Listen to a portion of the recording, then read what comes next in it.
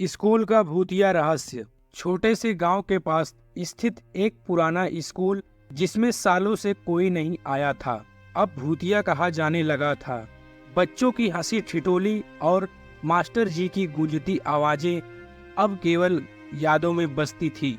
समय के साथ स्कूल की दीवारों पर काई जम गई थी, खिड़कियां टूटी हुई थी और कमरों में धूल की परत जम चुकी थी। रात के समय गांव के लोग अक्सर उस स्कूल से अजीबोगरीब आवाज सुनते थे। कुछ कहते थे कि वहां बच्चों की हंसी सुनाई देती है, तो कुछ कहते थे कि किसी अनजान छाया को घूमते हुए देखा गया है। लेकिन कोई भी हिम्मत नहीं जुटा पाता था कि वह जाकर देखे कि आखिर वहां हो क्या रहा है। एक दिन गांव के कुछ किशोरों ने हिम्मत दिखाई। उनमें से एक राहुल काफी जिज्ञासु था। उसने अपने दोस्तों को चुनौती दी कि वे स्कूल में रात बिताएंगे और सच्चाई का पता लगाएंगे। उसे लगा कि यह सब महज अफवाहें हैं और उसमें सच्चाई नहीं है। रात के समय राहुल, मनीष और सुमित स्कूल के गेट पर पहुंचे।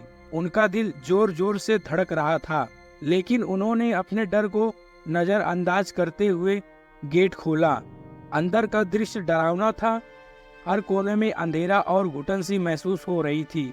वे धीरे धीरे स्कूल की अंदर बढ़ने लगे।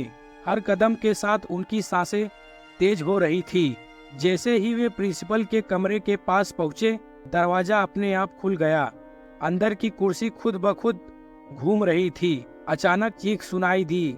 तीनों लड़के दहशत में आ गए। मनीष ने जल्दी से दरवाजा बंद किया, लेकिन दरवाजा खुद ब खुद फिर से खुल गया। अंदर एक अजीब सी ठंडक महसूस होने लगी, जैसे कोई अदृश्य शक्ति उन पर नजर रख रही है।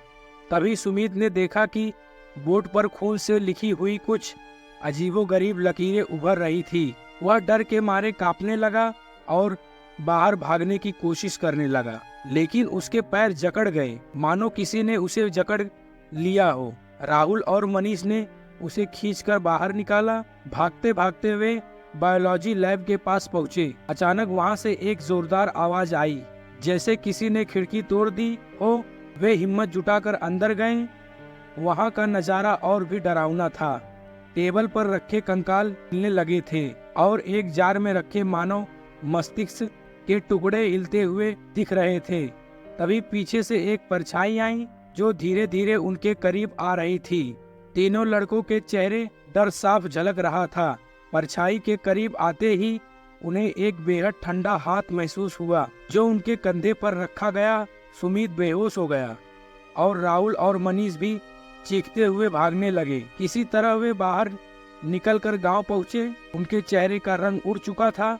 अगले दिन गांव के लोग जब स्कूल पहुंचे तो वहां का दृश्य और भी भयानक था। राहुल और उसके दोस्तों के अनुभव के बाद गांव के बुजुर्गों ने फैसला किया कि उस स्कूल को हमेशा के लिए बंद कर दिया जाए।